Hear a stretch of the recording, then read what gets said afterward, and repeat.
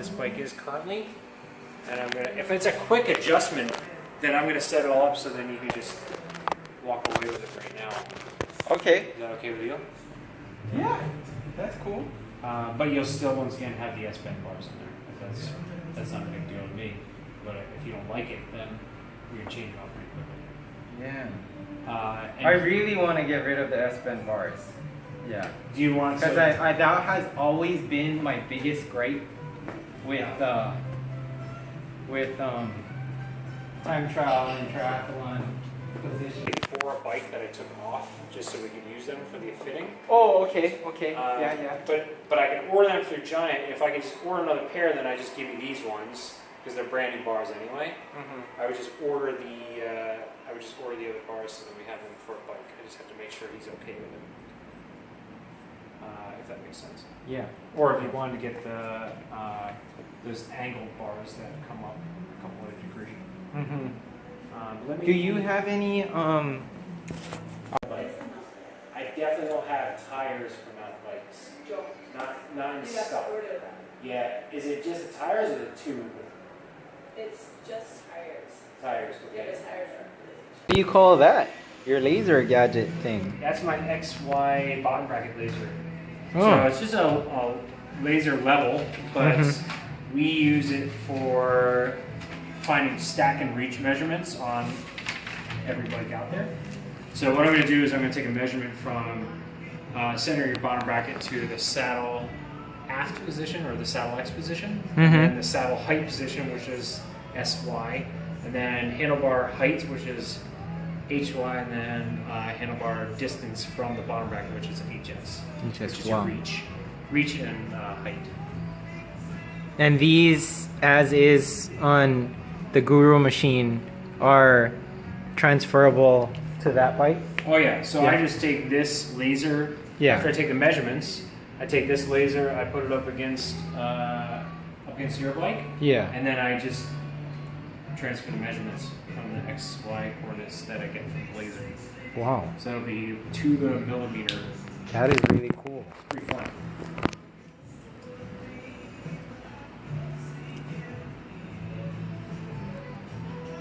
And that's how we find new bikes for you too.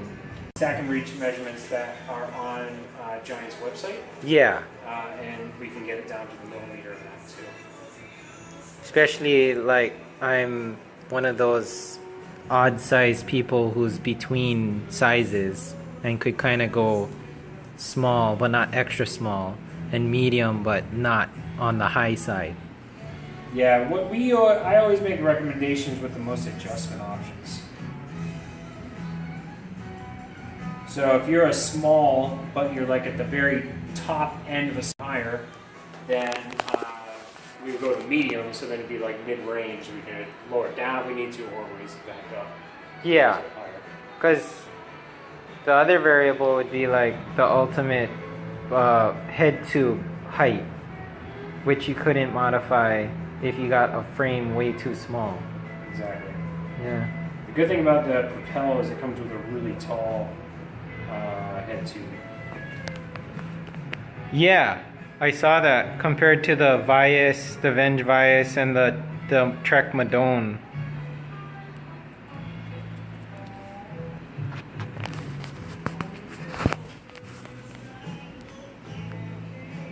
Position once we set it up, it's one fixed position. Yeah. Where it doesn't have any stem angulation. Yeah. So what we do is we cut the steer tube to put it in a fixed position. Oh, okay. Oh, okay. Yeah, that's right. Because you gotta have the finishing cap over the top. Exactly. That's right. You can't just have spacers on the top.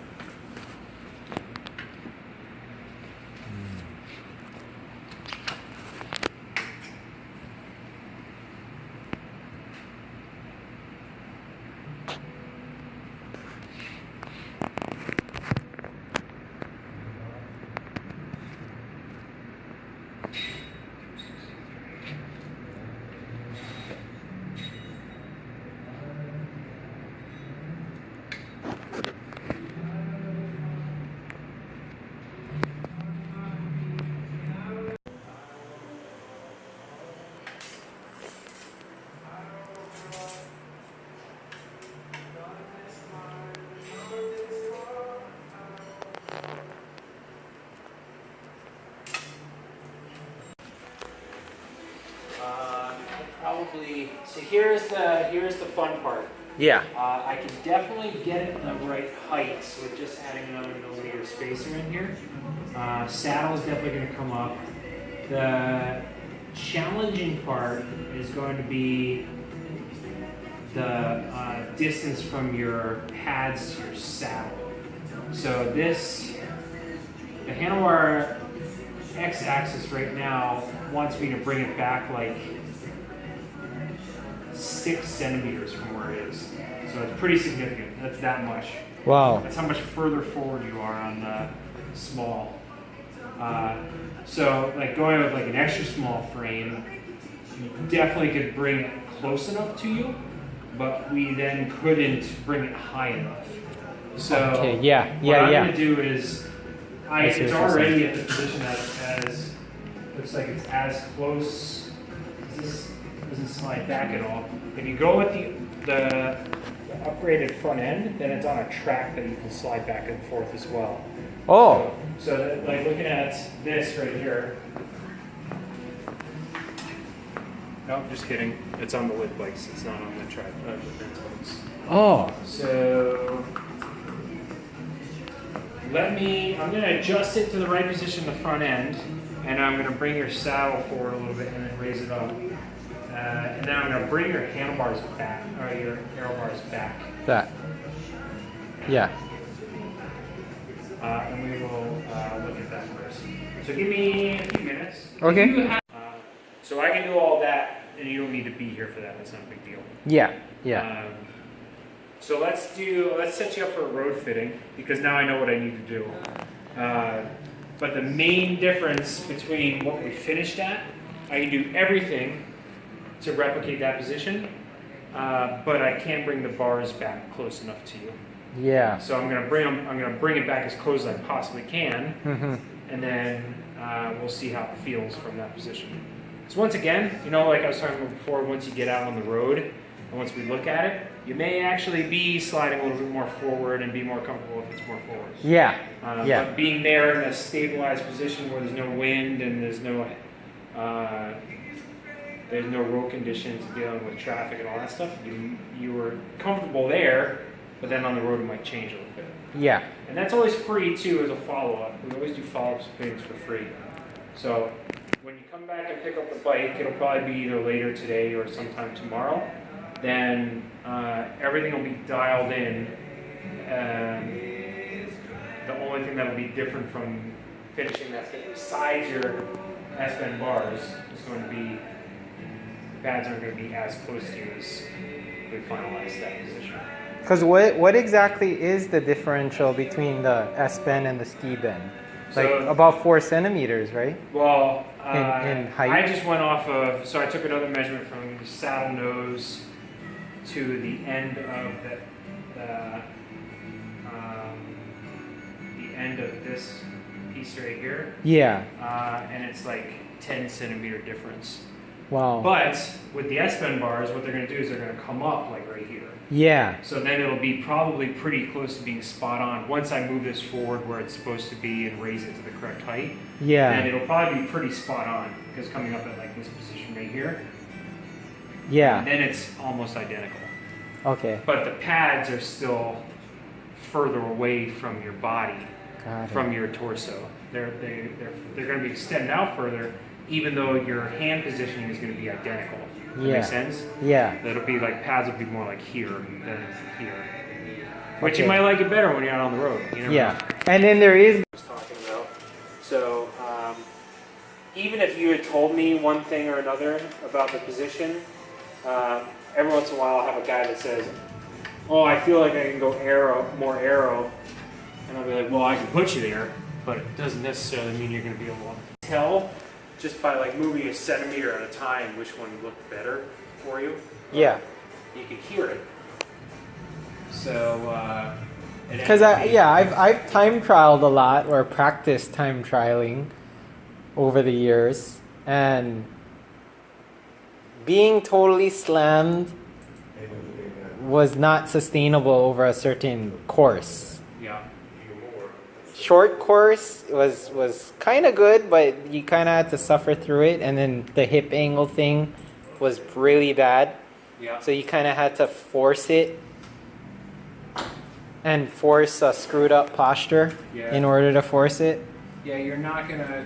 I mean, for a 20K time trial, even you don't. You can put yourself in an uncomfortable state for 25 minutes. But Yeah. even so. Yeah. Why would you end up- want You end to? up doing more damage to your body. Anyway. Yeah.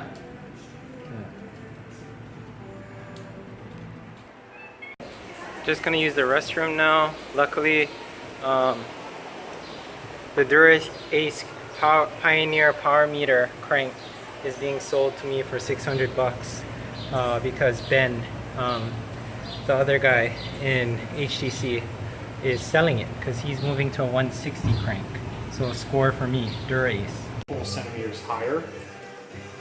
So it allows you to be. So if you were on like a medium, for instance, the medium would allow it to come up the highest, but it wouldn't allow it to come back the closest. You know, Does that make yeah, sense? because this top tube would actually be longer on a medium, slightly, Yes, definitely. right? It's definitely longer than medium. So the small will allow you to be close enough Mm-hmm. where it'll actually be slightly further because the tip of the nose, which we can adjust for the tip of the nose to the top of the trough here, Mm-hmm. that distance is actually slightly longer than the system that we have set up. The height-wise, it's going to be like, for the small, it's going to be like as high as we can get it. So as high as you can get it, then that'll allow it to be as close. So you might be like a centimeter, maybe a half a centimeter lower. We'll end up adjusting it later on. So we can definitely replicate that position with the small being at the top of the height. But when we were going back and forth between like 1 centimeter difference, you said, this feels comfortable too, and that feels comfortable too. So we still have adjustability where we can bring it down a little bit if we wanted to.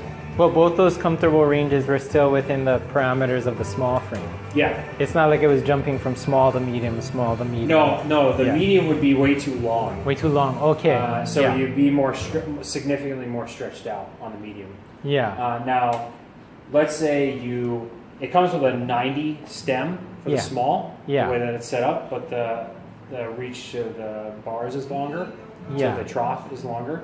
So, let's say a year down the road, you're like, I want to go out further, then we can always get a stem that is like a 110 stem and bring out 2 centimeters, or a 120 stem and bring out 3 centimeters.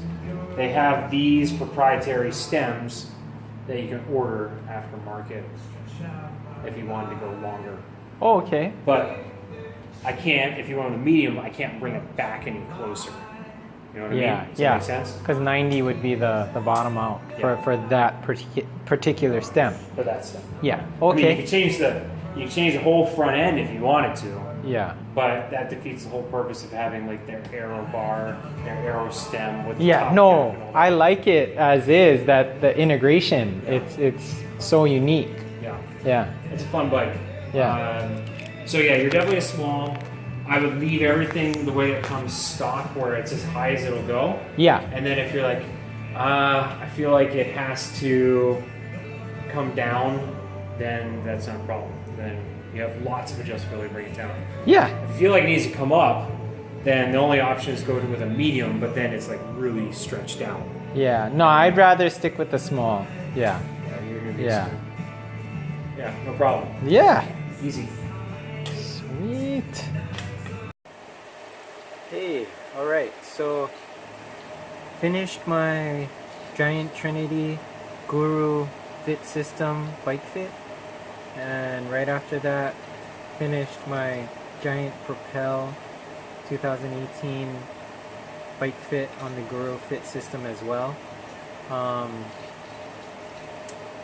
Yeah, so because I'm buying a new bike from Hawaii Triathlon Center, the bike fit was free.